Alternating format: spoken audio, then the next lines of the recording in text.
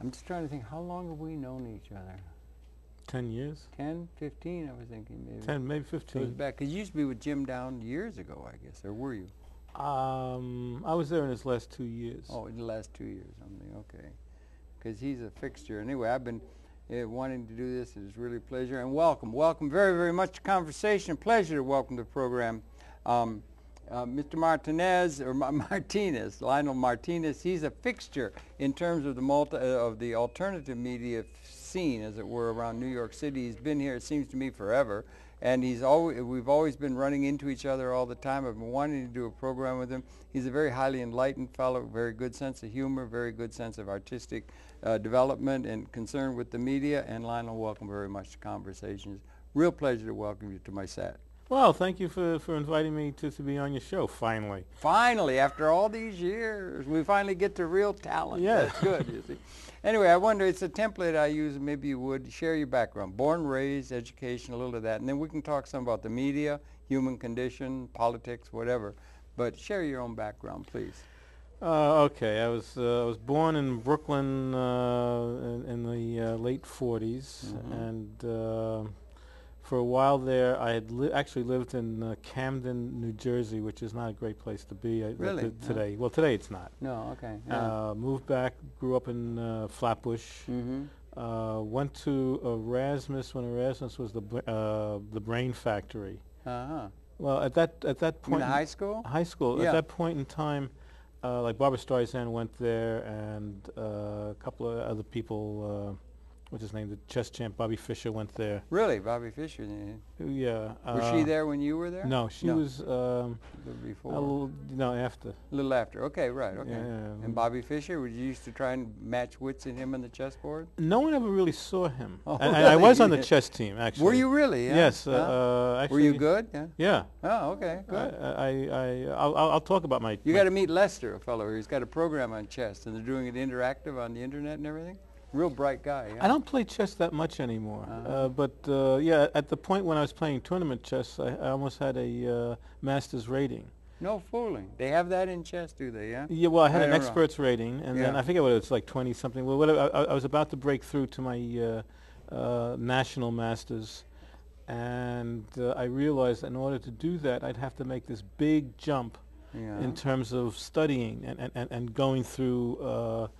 Openings, which was something which I was not a natural at. To become good at chess, you have to learn a lot. It's not just a thing that's genetically given or something like. Well, it's both. It is both, right? Yeah, but you have to know. In other words, there are styles of openings, right? Yeah. And I pulled like a fast one on people, because what I would do is I'd study what was current, and I would see what people were doing currently. Right. And then I would go back to the 20s and 30s. And find a trick opening or something? Well, I'd find something that people weren't used to. You know, could I share a little story? When I was in college, undergraduate, I played chess. Everybody played chess. And I played a game. I beat my mother one time or something. I thought I was pretty good. I think I was pretty good. And I went down to school, Wayne University in Detroit. Yeah. And there are guys around in the union and everything. Some guy was there, and I said, "Do you want to play a game of chess?" And he said, "Well, all right." There was a board. And I said, "Are you any good?" Yes, so like that, he says, and I was feeling all kinds confident and everything, because I had beat my mother, dear thing that she was, and everything. And I sat down, we played, and in 3 moves, I was checkmate. No, and I come to find out. 5 moves. No, I thought maybe it was 5. 5 or 6. You can't do it in 3. You cannot. Oh, thank you. Well, then, but I knew it was just 5 is pretty painfully bad. quick. No, I mean, it was just like boom, boom, boom, like that. And I found out the guy was the champion of the state of Michigan or something like that. But I was very chagrined. I don't know if I played since. Oh, well. But, it's a very, very challenging game. Yes, it is. But, the reason I stopped was because this is before I put myself fully into media, was that I had to say, it's a game. And at that time, now people actually make money at it. But I said, could I make a living at this? No, I couldn't make a living at it. And that's an interesting theme.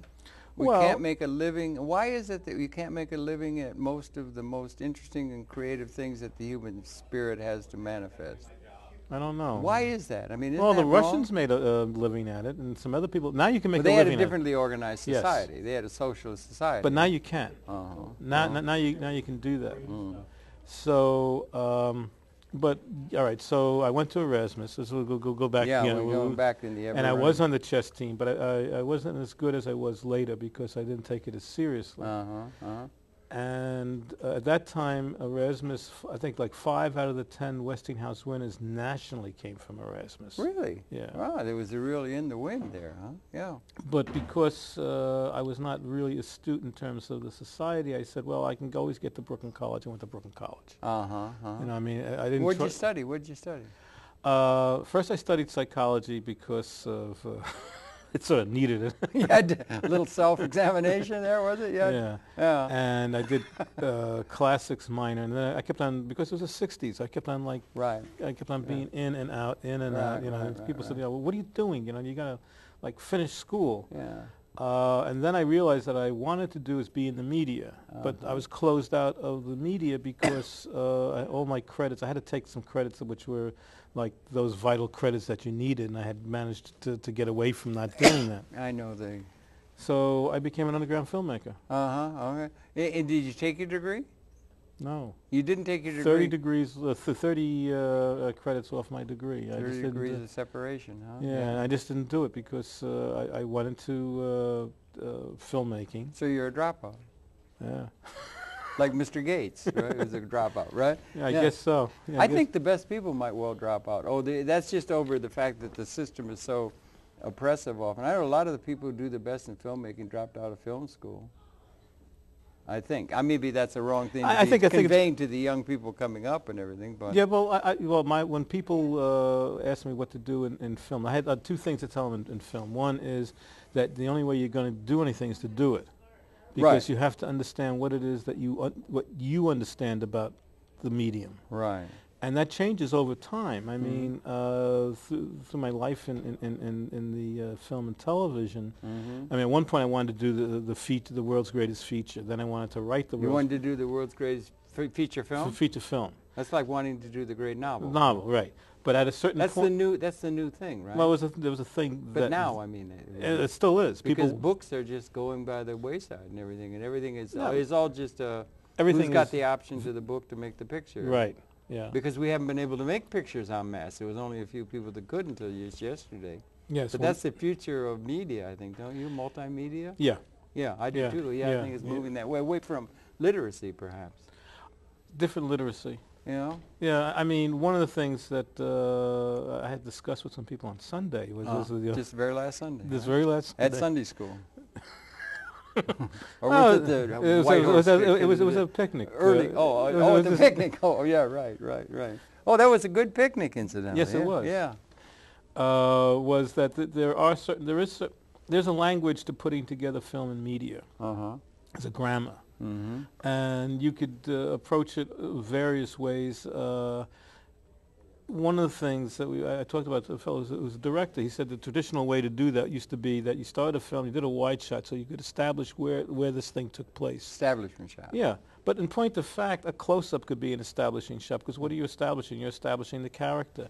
In point of fact, the grammatical use of this is establish something. You see, it's not that you have to establish the whole scene, because that comes like out of photoplay. That comes out of using the play as the anchor, or the novel. I mean, but novels don't do that. I mean, Moby Dick, Call Me Ishmael, and this guy runs down and he talks about. He didn't tell you anything, you know, about where he was and what he was doing. He gave you the feeling. I use this thing often because I like McLuhan. I used to visit with Michael McLuhan every spring for about 3 years when he was up in Toronto and everything. And I use this thing, and people are bored if they watch my program regularly and everything. But I use the line because he said that the whole basic metaphor, organizing metaphor of Western civilization came out of the phonetic alphabet, and the linear thinking that came out of that. And he used an example. I'm not sure if he did. I do. Of what's the guy who wrote Hawaii? Michener. Wrote Hawaii. The guy standing on a headland at the beginning, and it takes 8 pages of beautiful literature to describe the sun, the bird, the sea, and everything. And you will be experiencing what you would be experiencing multisensorially all at once if you stood on that headland. And it takes 8 pages to string it all out. But if you're doing it with multimedia, or if you're walking through life, you're experiencing everything all at once. And I don't know if that makes sense. Yeah, it does. It yeah. does. Because and we're moving toward a multimedia environment. The youth are moving that way, I think. Well, away from linear thinking even. Yeah, linear. Possibly. Well, we don't really move away from linear thinking. Okay. I think Okay, what good, happens yeah. is we do both. Okay. Mm-hmm. But the fact is that both are equally as valid. Mm-hmm. You know, in other words, and it's hard to make this point, but things happen I think like in a field, Mm-hmm. and you're just part of it. Mm-hmm. In a like electronic field. I don't mean like a field like a grassy No, field, yeah. but then that might work too. Oh. You know, everything is happening within that field. Right. Yeah. And your participation in that field is like this one little line, and that's the linear part of it. But everything is still happening around you, and to be aware of that is really nonlinear, because some things happen in time, some things happen, you know, in a different space. Some things happen like down the block. Somebody comes in, they're going to come, and they get. They start to move toward you, kind of thing. Well, it gets back toward like when you're walking through life. You Yes. experience everything multisensorially all at once. And there's an extra tactility if it's all of the sensory. When we were embedded in nature, we were or the creatures are experiencing the environment all at once, rather than having it all broken down into parts and so forth. That's the only thing I was thinking. I think we're getting back to that as we couldn't extend. I mean, we only had literature for all those thousands of years, and they didn't want to let the poets into the Republic in Periclean Greece because it will create if you write it down, it'll create forgetfulness in the learner's mind coming out of an oral tradition. Yeah. So we're getting back to oral and multisensorial. We'll probably end up with holography, I guess, or something like that. Whatever happened to holography? I don't know. It's still, the museum's still down there on Worth Street or wherever it is downtown. It's beckoning. It's coming because it's coming out of the labs now. The exponential increase of computing technology is bringing us back. Holographic. It's bringing us back that way, yeah. One of the things about holography people don't talk about because they don't know what to make of it is that if you had like this holographic sheet, let's say a holographic sheet of this cup, right? Yeah, okay. Boom. Yeah. And you take the corner and you move that corner across the plane where the cup would be. Yeah. It will show the cup. Really? All the information to designate this is in that one piece. Yeah. And no one really talks about this. But all right. So what you get is you get like a field, and as you move something across the field, that one little piece that you cut the corner picking off. up its DNA or something? Or Something like that. Yeah. We may be getting models from DNA in that. Yeah. Well, I saw this holographic exhibit, and somebody had a piece of it because it fell off. And I said this to the woman behind the desk. She says, "Yeah." She was amazed. She took the piece and you just move it across where in the light, in the plane, and it was just a white light kind of thing. You move it across in the plane, and it shows exactly what would have been there. That's sort of like amazing. Yeah, there are things that are coming that it's hard to imagine. Just think it's all happening so. I can remember before there was any television. You're not young enough to remember that. Well, I used to watch. Yeah, I remember before. I remember the dawn of television. I rember I remember the prehistory of before there was any, at least in the comics. Oh, here we go. So we're going to see who's older. Okay. Yeah, oh, no doubt on that front, man. I know who's older here. Yeah. Okay, but I had to watch television by candlelight. Okay, right. Anyway, you got involved in underground filmmaking, as you put it, underground, but you're a filmmaker. It was the underground, yeah. Yeah, right. So when did you pick up on that, and what did you do? What was the first camera you used, and how did you get started and all that? Couldn't get finally I decided I wanted to graduate, but I couldn't because they wouldn't give me the course that I wanted. And I found somebody who was teaching an underground course. What was the course you wanted? It was at Brooklyn College. Actually, I wanted to learn television. And they didn't have a course in it? They had a course. They had a, but I could not take it because I had other requirements that I had to take. To get that course? No, to graduate or I see. You couldn't take the course you wanted to because you had to follow the requirements. They were just fed up with me. They got fed up. Yeah, I know the feeling well. So I was already living in Manhattan. I was living in what was becoming the East Village, and picking up on the media thing or the filmmaking. I was just doing it. Yeah, it was the '60s. I because one point. Were you political? Yeah, well, yes. I joined this group called Youth Against War and Fascism. That Okay, good, yeah. Well, that was sort of a Better strange. not say it too loud now. I don't think they're still Echelon's around. listening in. They're Yeah, not but around. Echelon's picking up Yeah, everything. yeah, okay, you know, okay. Well, they'll be happy. Big Brother. Yeah, I know they are, but they'll be happy with my next remark. They were neither young, they were not against war, and they actually were fascistic. Well, you learn, right? Yeah. But the Maoists were afraid of us. So I had that sort of tradition, and I wrote poetry at one point. I was published as a poet. Okay. And I don't know whatever happened to that sense, but I became Do more you- a visual sense. Do you ever read and stuff? Do you Yeah, ever go open once. mic and stuff? Only once, yeah? Well, I actually maybe once or twice, but the one time that I did, now this is sort of a sort of a strange sort of confession, but it was something. It was at the Gansevoort Pier, Okay. and Allen Ginsberg was there, Orlovsky. Orlovsky also. Yeah, they were all reading, and Yeah. they wanted some people to read. And You were in heavy-duty company there. Yeah. well, we used to hang out at the same place. A friend of Yeah. mine used to know them. And He used to live, Allen lived down near Tompkins Square, didn't he? yeah, I think? yeah, and I forget the place, the coffee shop, bar kind of Yeah, place that he yeah, stayed at. Allen was bigger than life. Yes, he great. was. Yeah. Ray Brumser, you happen to know Ray Brumser? No. Never mind. He No. was really good. The beat poet. Yeah. Yeah. Anyway, tell me about the place where you were. So it was an open mic when Allen was there, or something? Well, it was the Gansevoort Pier. It was an open mic, and they were looking for like 2 or 3 more people. to And fill the void. yeah, and I was. One of the things about me is that I'm really an introvert in extrovert's clothing. Okay. Okay. So at that time, I was more introverted than I was extroverted. I see. Yeah. Okay. And they asked for a poet, and somehow I got shoved to the front because everybody wanted me to read like these 2 or 3 poems. And that you I had a poem that just came out. You just gotten that on paper that afternoon? Or No, I had a something? poem that or was were you going to published. go up and improv? No, well here. Now, That takes real guts, huh? well, I could do that now, maybe. I Yeah, couldn't do it then. You were know? introverted. Yeah. Yeah. So, see, there's hope for the introverts in the world. You know? I hope so. Yeah. Right. Yeah. So what happened was that now this is where it takes in with the 60s. So Yeah. I was like so anxious, right? So Big audience? yeah. Were they all drinking? pier. Were they all drunk? Were they all? Well, drunk? I started drinking.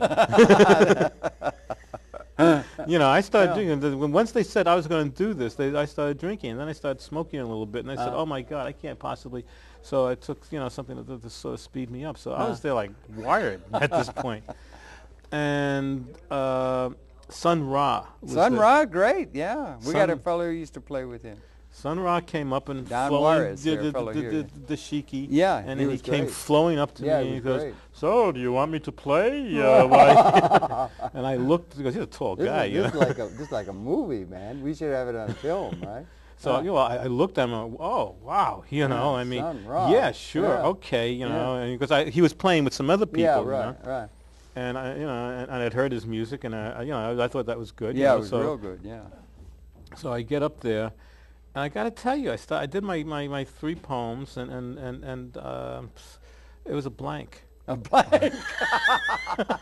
I don't remember it. You don't remember? Oh, I mean, there was no polite applause or anything. Oh, at the end they really applauded. They did? They really Isn't applauded. that good? I had no idea how I did it though. Well, what was the blank? It was a blank to you. You mean? It was you a blank remember? how I did it. I just read it, because I was so nervous and I was so Important question: is it on tape? No. Oh shucks! It No, should've it been. would have been on film then. Yeah, film had it been. No. It would be in the Akashic record. We'll look it up. In the Akashic record, because nothing's ever lost. That's there. We'll dig it out of the vault. Okay. Past the pearly gates. I mean, you'll dig it out of the gate. But that was important. And did you as they say hang or know Alan well or not or no? I just knew him to say hello. Yeah. Someone I went to school with was like really close with him at one point. Although we had some disagreements when my house was overrun with roaches, and I came in after I was spraying it, and he said, Alan doesn't believe in that. In spraying roaches because you're destroying life? Or Yeah, something? and I said, let Alan live with the roaches. Yeah. So when did you pick up seriously with the film? What's the first camera you picked up? What's the first? Bolex. It was Bolex. Yeah. Bolex, yes. The Bolex. And it's 16 or what? 16. Uh-huh. Do you remember the Bolex, first thing you ever shot? Or? yeah, it's in the.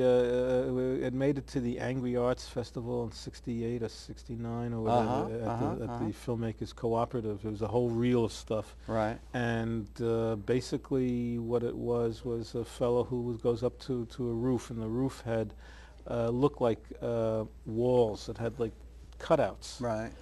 And he sits down, and then all these people like. Vietnam happens all around him, and he has a drink, and he reads the paper, and he gets up, and he walks out. And then he has to step over the couple of bodies that are there now, and that's it. How long was it? 3 minutes. 3 minutes. You still got it, right? Was that your first effort that you put together? Yeah, that was it. What'd you call it? 3 minutes. 3 minutes in hell. I forgot. Only 3 minutes to Broadway? Or? No. The idea was to do a 3-minute film for the Angry Arts Festival. Okay, right. And so I was the only one of this group that got chosen, and it was much to everybody's consternation. Good for you. And how did you cut it? It was steam back or?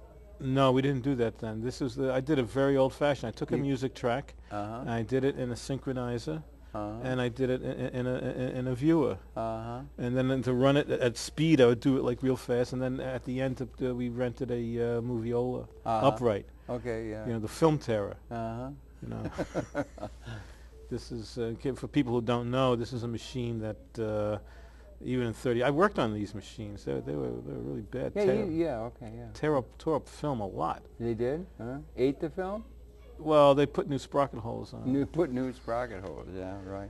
Didn't do much to the sound, but so then we ran it, and then so I did a series of underground films, and worked Meekus, did you know Meek? Yeah. Jonas Meekus? Yeah. He did he was at Millennium at that point. And as far as I was concerned, his biggest thing was because he didn't want to talk to the media. That's how he got known. Isn't that funny? I'm serious. Yeah, really. How can that be? You're supposed to because he didn't want to talk to the media, and they said underground films. Look at this, or look at that. And I was in The Voice every once in a while and stuff, but he wouldn't talk to anybody.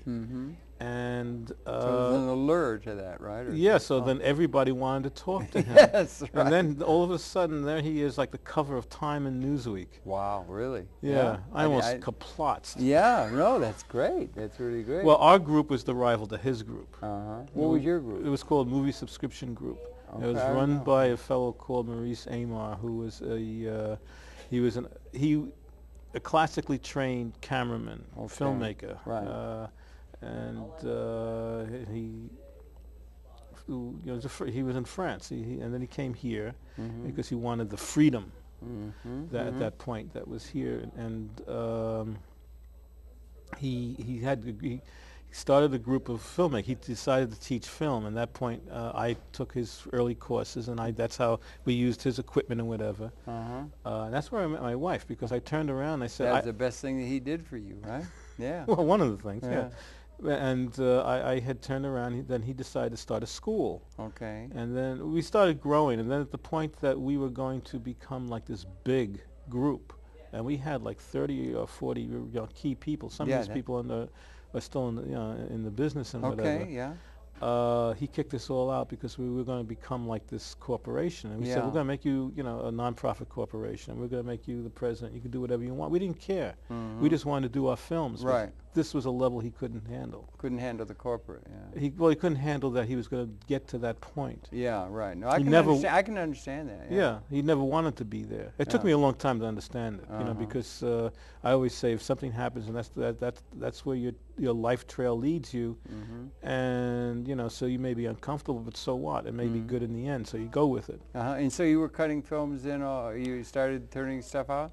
Well, what happened was that I 16 millimeter. 16 millimeter, and I decided to get into the industry because it was in my blood, right? Okay. So you really? Okay, you were bit. Yeah. Yeah. So I mean, I have some stuff that mainstream stuff. I worked mainstream for a very long time. For decades. Yeah. In what capacity? Directing, editing, producing, and then when videotape came in. Because a lot of the things I did were not like feature length, but they were like for television, whatever. But people wanted everything edited on videotape. Right. And somehow I got this reputation, which I don't know why that happened that way. That if you gave me, You know, like 2 shots, I could make a half-hour film out of it. That's not true. But at that time, I had saved somebody who was like big in that group of people. Right. He had done a film, and then he had gotten a heart attack, and so he couldn't finish the film. And so I had done things which now are easy to do, which is you could do all these things optically digitally in your editing. Yeah. You couldn't do that then. I had to do it optically, so I invented all these opticals, you know, a shot which was slowed down, which did this, which did that, to tell the story of... Mr. Stretch It Out, huh? Well, it did more than that. It told the story... In a new dimension. Yeah. A new dimension, It was a medical film. Creative dimension. Yeah. Yeah. And they loved it. Uh-huh. And Kodak bought a copy of it so they could show people what you could do with it. They had a new film that they wanted, and it was shot on this new 16mm film, negative. Okay. And they wanted to show what you could do with this, you know, how versatile it was. And they heard about this. They looked. I said, "Gee, that's really great. We love this." So I got this reputation. Oh, well, good. It's good to have a good rep. It's a good rep to have. Yeah, but it's a creative thing. Yeah. Yeah, but I couldn't do this on you know, tape.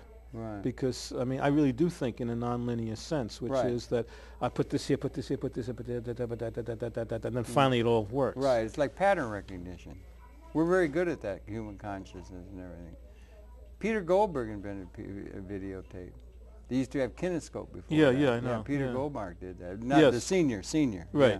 He did. I remember he had a woman, Bonnie, they worked together. I never did a program with him way back when they had invented the videotape that made a big change in everything, don't you think? Yes, or they did. did. You Yeah, well, did, they did. Yeah. Because each new technology has its own language. Right. Right. And each new technology has its own, in other words, like in videotape, you could not, whereas in film, you could change any part of that film up to the point where you really have to quit and mix all the sound together. In videotape, if you're going from A, B, C, D, E in the old form of editing, and you want to change B, you got to change everything, or you got to find something that fits in. In other words, you don't make those changes. Linear. It's linear. Yeah. You don't make those changes. And my way of thinking was that I would make those changes because I was never really sure where it was going to end up until, like, if you gave me a deadline like tomorrow. I'd be sure like an hour before tomorrow. It's amazing how deadlines can focus the mind, right? Oh, yeah. Yeah, I think maybe past the pearly gates there will be no deadlines. What do you think? Or do you think we'd be lost without them? Yeah, we'd probably invent them. In terms of improving the human condition. We'd probably invent them. I think so, right, just to set these standards, yeah. So you're doing that. Did you get involved with any of the people that were in video art and that kind of stuff? Or Yeah. M. Schuyler or... Oh, or yeah, I knew them. Chopras? Yeah. I knew them, but I'm sort of idiosyncratic because, I knew them. I would do some of my own stuff. Everything I sort of do is sort of searching for something, which is... Sounds like the title of a book. Maybe a memoir. Maybe a memoir. Oh, God, no. Well, that's what we're all eagerly awaiting. Well, what I say about myself is that I'm sort of like a footnote to history. A footnote to history. Well, that's something. Well, no, I've met some famous people. You know, I met like John Kennedy when I was a kid. You know, briefly. The president, yeah. Yeah, but before when he was running for president, I rode on the back of his car in Flatbush because I worked for the Democratic Party. They're calling people up at night. To be a volunteer, like to ride in the car in a parade or as a guard or what? No, I just jumped on the back. We were calling people. This is ward politics. This is something that you were involved in politics at that level. Okay, that's different. Yeah. And this was it's something that's missing from many places in this country. Indeed. Because that really defined the neighborhood. Yeah, absolutely. And they got some good things done. Yeah. They can get some good things done at that level. Get coal in the place and get some heat and things like that. Yeah. So, but what had happened was that I was making calls at night with a couple of us, to get people to see if if they're going to vote for Kennedy and whatever. In the '60 election? Yeah. Yeah. Okay. Right. And so then we were like these little kids, right? Yeah. And there we are. We get to I pulled on his cuffs, and then we jumped on the back of the car. And they rode down Flatbush Avenue for a while, and then some of the ward bosses, they turned and they looked at us and they said, "What the?" What are you doing, kid? Yeah. Well, now, what are they doing here? Just as we made the turn, they pushed us off. Another great scene in a running movie called The Life of Martinez. Yeah. Yeah. So, I mean, but we sort of expected that. But my wife worked for Robert Kennedy. Really? Yeah. And I have a very stupid belief, but I believe because we left Los Angeles because he was going to go up to San Francisco at that point. After the very night at the Ambassador? Well, we left the day before, and I always, but I was given a press pass. At the Ambassador, you could have been there. Yeah. Well, I believe I could have maybe done something. Yeah, right. I understand. And because I had this, I still have that kind it. of thinking doesn't do you any good. I think. No, it doesn't. Yeah. No, it doesn't. No, but I can understand. Yeah, yeah. And yeah, I mean. Horrible. Yeah. So I was at the headquarters in San Francisco, and Ted Kennedy was there, and then we looked up and we saw all these monitors. And you saw it boom, boom, boom, boom on the monitor. I mean, it's like all these camera angles of the same thing. Right. Yeah. It was that whole thing when all that was going on, and then Mr. King and everything, it was just, a lot of trauma stuff and everything like that. But I didn't know you got into California. You lived out there a while. You were last in Tompkins Square or something. And well, I was out there in '68. '68 I was there in '68. You were you? I was in Berkeley. I was teaching at. I made all kinds of trouble. We closed the school down. No, 67. 67 I was there. 67 to 68. Okay, I went out there in the spring of '68, and my friend was working. My wife was working. I was a professor at the University of California College at Long Beach. We made all kinds of trouble. Mr. Reagan was in. I don't want to get into it, but he was in Sacramento. We made trouble for him on the question of art censorship. But that's another story. Yeah. But this is the story about Martinez now, right? And so as you get all that, did you know any of the people at Radical Software?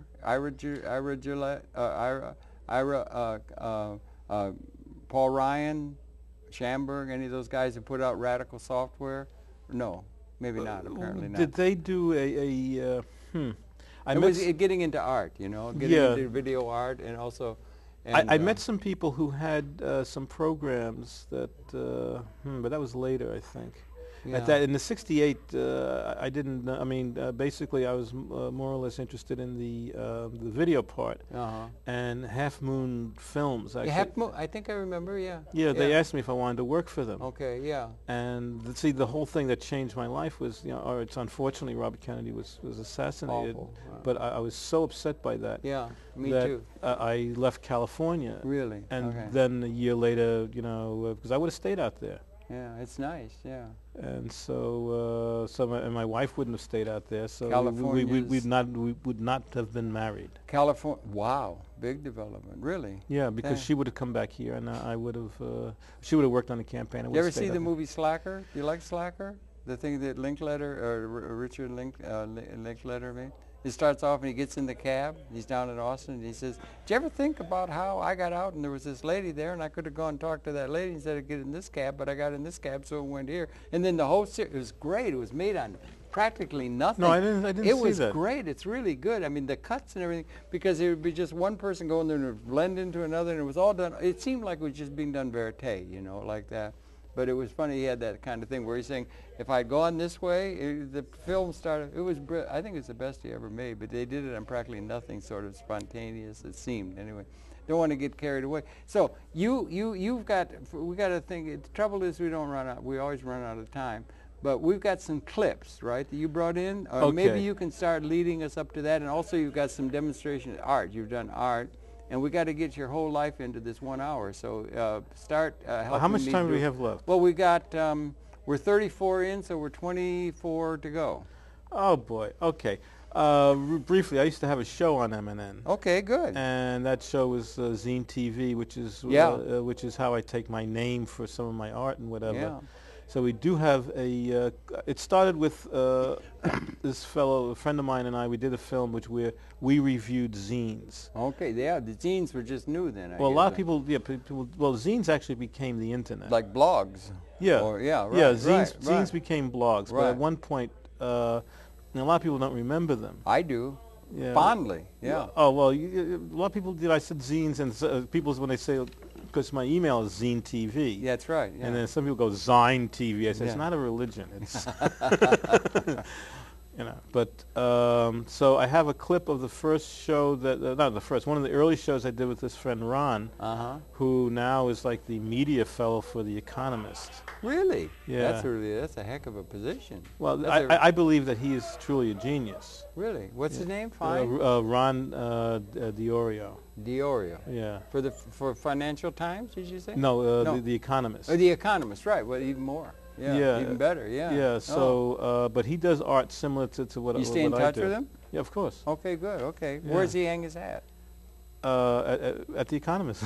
No, I mean here in New York. Oh, yeah, he moved uptown. He moved up to Washington Heights. Okay, His good. family, he had a small place in the village, and then to raise a family, he moved up to Washington Heights. Right, okay. And then he and you put this together? We did a whole bunch of these for about 2 I years. seem to remember that. Was that when we were down on 23rd Street? Yeah. Yeah, right. I do remember that. It was really good. Yeah, and so I have the opening and one clip because I can't find a lot of that. And just ever so briefly, what I did afterwards, I kept the show going. He decided the zine people wouldn't support us. They wouldn't say when it was on and whatever, because not that they didn't want to. They said, "Oh, we forgot." And, you know, it's like, Well, they could have had too much of something. Yeah, so Ron got upset with that, and then I turned the show into a zine. I kept it going for like another 8 years, a video zine. You got all that? I have the It's all on the show? No, I have it all on 3/4 inch. Okay. You're going to have to get one of them decks because they're I got 4 decks. None of them work right. I'm going to have to get somebody who can fix them, you know. No, you got to combine them into one deck. That's what happens. Oh, is that what happens? You take the part from this and part from that? If they're the same, yeah, I mean. But there were a lot of them around. I think they're going to be around for a while. But have you got a deck that you can play them on anyway? I have one place that has a deck, but because they're so old, they flake. Really, yeah. That's the problem. These things flake. And there was this place where I worked called Metro Access. Yeah, it was Jim Claddick. Yeah. Okay, so he had everything. Jim was a fixture in this town. Yeah. But he didn't want to run these things through because, and then at the end, he end, didn't want to mess up the heads or something. Yeah, and then he decided he didn't care because he was losing his space, so he ran everything through there, and then.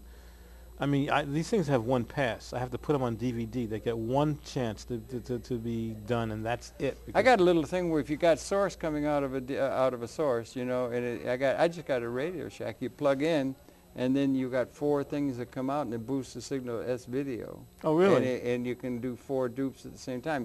You could make a dupe.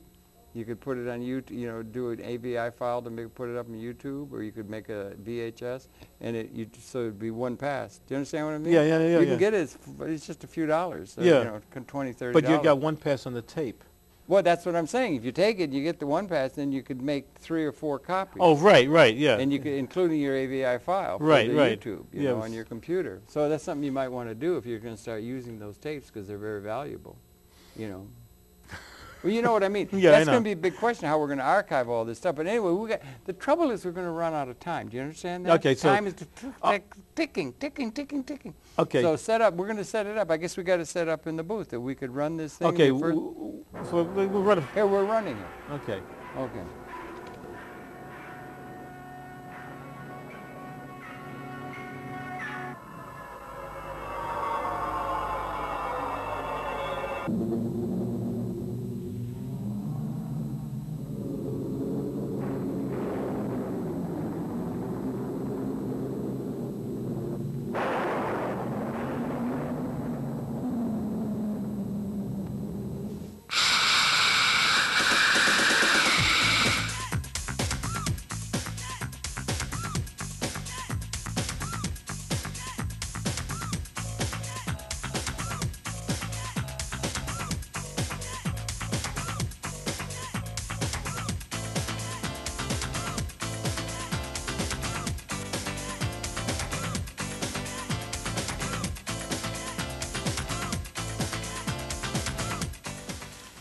Theory slut. Words actually can't do it justice because this is a very complex zine. It is done by a person calling themselves Straight Up. It's a woman calling herself Straight Up. Right up front, if you want to know what Theory Slut's all about, there is the pussy the Slut Manifesto, and this is all about the pussy commodity. It starts off with the idea that every time a woman performs a sexual act, a commodity is exchanged. Of course, they don't take into account two men having a sexual act. No, this is a woman's point of view. This is I guess I'll allow that. That's another zine. That's another zine. All right, consumable pussy versus consumer penis, and in that heading she talks about how a woman can walk around, show her breasts, even show her pussy, and people will just look. Whereas if a man walks around showing his penis, it is considered to be threatening. We'll skip a few here. It's the business. No matter what the size. Well, no matter what the size, or what's on it or not on it. It would be threatening if it had a condom on it, more or less. But we're not going to get into that. Yeah. The business / love relationships versus philosophical friendship. This deals with relationships and what they are based upon. There's some thoughts about rape and revolution. And one of the things that she talks about here is objectify men and humanize women's desires. This has to do with men's superior economic power that it's impossible to make their penises a commodity. She ends up this 6 or 7 pages with a solution. Create a flexible framework for contractual relationships. Before you fuck, negotiate a verbal or written contractual relationship. This could be as simple as saying, I don't expect anything from you, I just want to fuck once for the sake of fucking and my feelings are no way involved. And she elaborates more on this idea. The articulation in this zine is quite on target for this whole relationship sex issue. Another issue that they take with a bit of sarcasm is Rosie the Temp says, break some wrists for carpal tunnel syndrome. And it's about temping. And if anyone has ever had a temp job, they know how boring, mean-spirited the people can be. They also know that you got to do something to pass the time between that and your next real job. And they offer some suggestions as what to do to keep your sanity and not get fired, such as drink as much coffee as possible, cultivate an unbelievable perky telephone manner, write weird poetry and store it in the computer in some obscure file that someone will find, which I've actually found at work, to tell you. Yeah, that I think even people who are like not temps would do. Steal all the pens and complain someone else is doing it, draw cartoons, Xerox them on the office copier, and send them to underground zines to put in. For anyone who's out there and has not found a full-time permanent job, will probably find this truer than those of us who are in a regular full-time position. Also in here, there's an interesting, it takes 2 articles to go through this. One is called TV Stations Go Boom, and the other one has to do with the big system. But in essence, what she's saying is that the television has a lot to do with what we are not doing with our lives. And when you look at how much time is taken and at what age between working or school and sleeping and then watching television, you have very little time in the day, maybe 2 or 3 hours for doing anything else. Television takes up a lot of time. But if you aren't watching television, you wouldn't be watching us. So there's a trade-off there. You know, when we got the zine, Lionel, there was a note in it that said, be nice to us, we're nice people. And at first I thought that was kind of weird to send this, but I have to say for the people who are watching this, this is one of the best zines that we have received in terms of its written word. I mean, thought-provoking. Thought-provoking.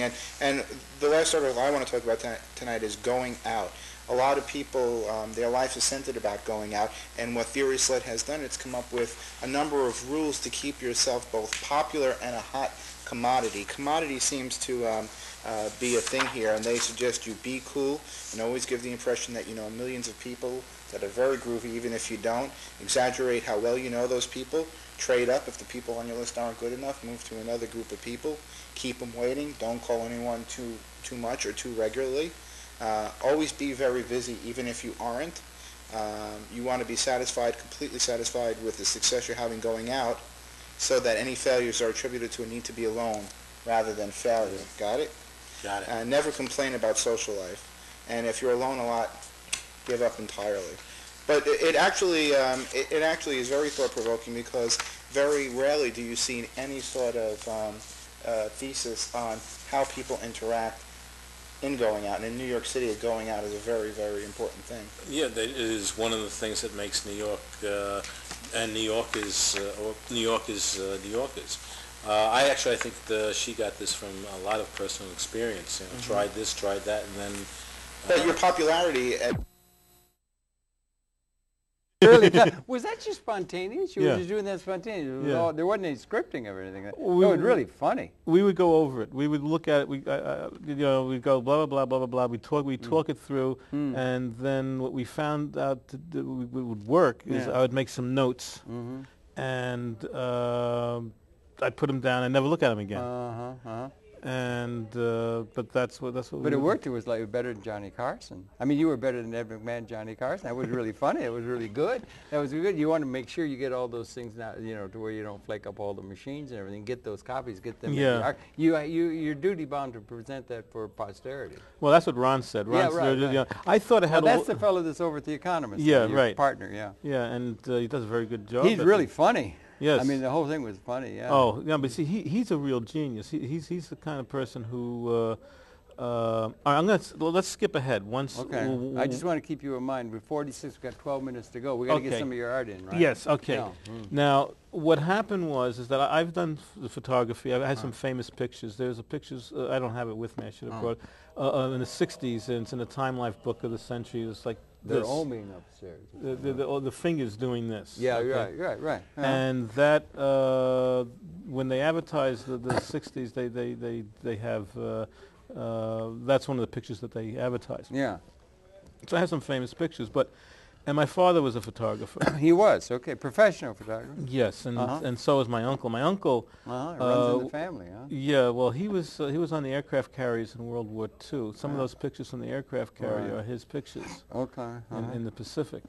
And I asked him why he didn't go into like time and what he just did a family business in Jersey. Yeah. And he didn't want to travel. And he just said, look, I was on the aircraft carrier, I had to take these pictures. Yeah. But it wasn't in his blood. He wasn't going to do that. But he got them by accident or whatever, yeah. No, well... So you're a photographer as well as a filmmaker and all of this. And the trouble is we can't get it all in, but what do you got here? You got an album? What I do now, and this is, I have to sort of explain. What I do now is I take pictures and I rework them in the computer. Digital? Yeah. Digital. Now the theory behind this, not the theory, but let's say the idea behind it all, the ideology behind it, if you will, has to do with when you take a photograph. Like you're looking, let's say, at the image now on the screen. Someone's looking at our image at the moment.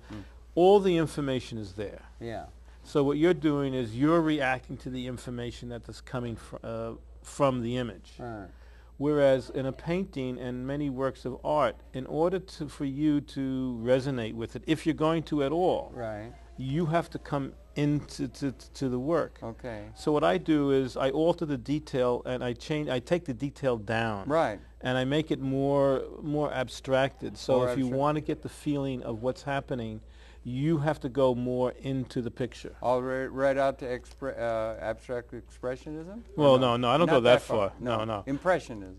Well, yes, okay. Okay. So if I can do this. Okay, what we're going to do, you show it to this camera. This camera here? Yeah, okay. I think so. That would be the better. All right, this is one of my earlier pictures. Come in. I'll get out of the way of the camera. All right, here. We'll go over here then. No, they're coming here. They're coming here. There you go. Okay, here. Yeah, okay. This is what I do. That's a hurried scene in New York City or Hong Kong or something, right? Hong Kong. That's interesting. No, but it's not Hong Kong. This is New York. But what I've done is I've altered many aspects of it. Right. And boy, does that look interesting. Made it hurried. Yes. You get this dynamic quality. Yeah. Yeah, it's called Light Walk.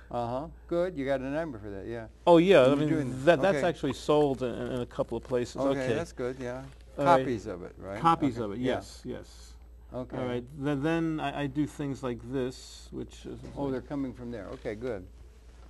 Right, and you see you make some... And you can control how much of that you're going to do. Yeah, that's really great. And then you have What do you use, Photoshop or what Photoshop, do you use? yes. Okay, And then, if I can do this without disturbing, okay, let's go into. You got so many, yeah. And yeah. these are on a site. You have a site, okay. Flickr or something. Yeah. Yeah, I have several sites that Yeah. I do this with. Yeah, we're going to put that up at the end. You can get in touch with this guy's work. That's beautiful. Yeah, good. And then there's this one too, which is. So your images are all digital, right? Yeah. Initially, yeah. Well, here, you know, I take pictures with 2 digital cameras. Okay. And then I put them into Photoshop. I'm going to do like Did here. you ever work with 35 millimeter? Oh yeah, I mean, my other pictures were 35 millimeter, and they were okay. Okay, here, I'll do 3 more. This is. Oh, look at that. That's great. Look at that. That's like something out of the 20s or something. Yeah. The woman in the front. It's something like... That's my wife. Oh, it is? How wonderful. You didn't recognize her. I didn't recognize her because I'm looking at the screen as far across the Yeah. room and the glasses aren't very good. This is for those who need refreshment. Uh-huh. And then this is, some of what I do sometimes is somewhat like this, which is, it's called Art is in the Air. Oh, God, that's great. You enjoy that process? You get it up in front of you and you alter it and you do it and then you print it and you enjoy the process of doing that? Yeah. You do, yeah. I bet you would. I can see Yeah, that would yeah. really be fun. Yeah, and the thing is that sometimes this is like an early thing that I did here. And, you know, that's, all right, that's sort of, I'm Yeah, you like doing that. You like doing that photography and everything like that. Yeah. You still doing film work? I still do video work, but now I do more producing at this point because I used to edit with you know, Cladic. Yeah. But most of my creative energies are going into this and things on the internet at this point. Yeah. One, because you reach a lot of people. Right. I have a cooking site, which is a. Yeah. How'd you get to that? Is that are you a cooker? I mean, are you? Okay. A little history, a little not history. It is an art form. Yes. Yeah. What happened was that my my grandmother, who needs another show just for her. That's the trouble. We could talk 17 hours easy. But she would. I used to sit and talk to her, and I used to watch her cook. Yeah. I had no idea that I learned to cook by watching her. Yeah. Never dawned on me. So then one day, you know, at one point after we were married, my wife said, "I'm not cooking everything. You got to learn to cook something." And I used to make like steak with, you know, like scrambled eggs. yeah, dumb stuff. Yeah. And so, not that it's dumb, but you know, it's dumb for cooking.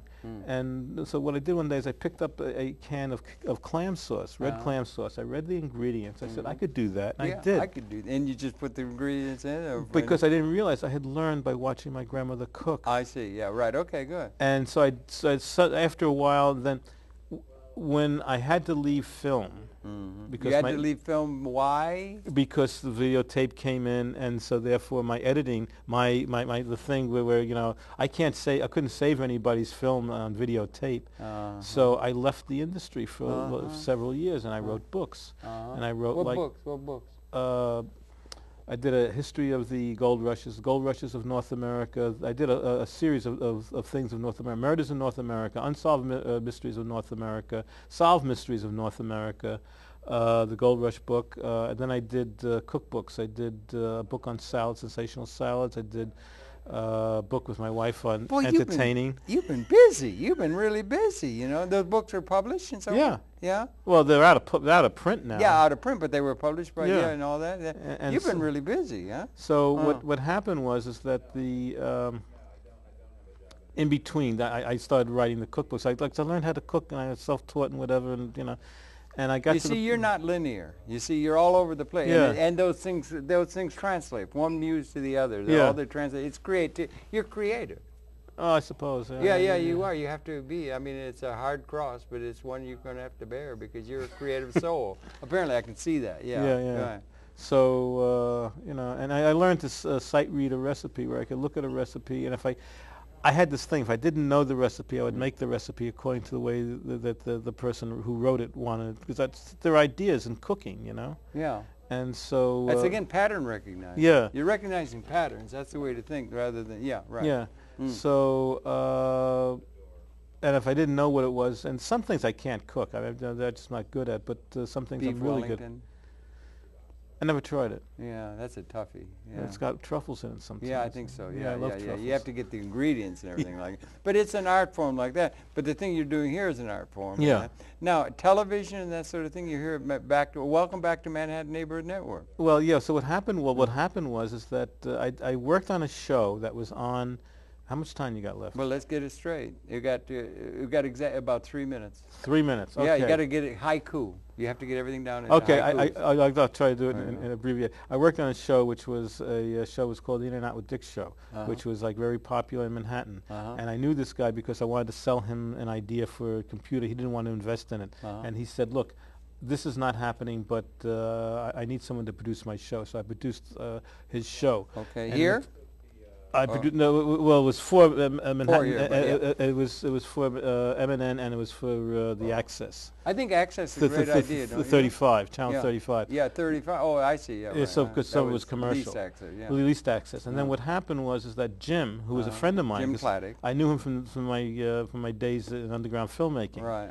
He saw that I was back doing video, and he said, "I need somebody to take over my digital editing setup." Over on 23rd, was it? Yeah, if I get it, are you interested? And I said, "Sure." Yeah. And just like that, I came back. All right. Yeah. And then when I came back, Millimeter asked me to do an article about this, and what I wrote in the article, which got me a lot of bad mail, was I said, all those people who are videotape editors, if you want to know what your future's going to be like, ask those people who were video editors who were kicked out. And people said, no, that's not true, but it was true. Either you learn the digital or you don't. But I was never really away. I worked on a thing called Touch Vision for a while. I did the manual for that. Okay. So I always kept touch with. You keep you got a lot of irons in the fire. Always have, always do, always will have. Right. A lot of things going on. Right. Yeah. And well, you're working in a lot of different venues. Today was very confusing too, because some of those things blew up. Some of the things blew up? Yeah, somebody came to a studio where I work, and I thought we canceled, and then we didn't cancel, and then I had to run You're talking about the trauma of the day. Yes, the trauma. You could do a show, trauma of the day. I could. Right, because they all seem to come up, and then what you do is you end up with something creative. Well, it's really interesting, everything like that. I remember that those zines are great, and make sure you get all those things down and get them out and everything like that. You putting stuff up on YouTube or anything like that? Yes. Well, I put the cooking stuff up on YouTube. I put other people's stuff up on YouTube because I have a particular belief, which is that access has to move toward. We've talked about this briefly. Access has to move toward YouTube. It's all going to be on the internet. Yeah. Everything's going to be on the internet. And the audience is larger. Yeah, it's like the whole wide world. That's pretty good. That's amazing that you can do things underground like that now can be accessed to the whole world. It's an amazing transformation. Yes, it is. Compared to when we got started. When we got started, it was like... It was very much different kind of thing. I think access is the future of the world, and I think also is on the access realm where the really creative stuff is going to happen more than from the corporate places. If you ask me, that's what I think. 500.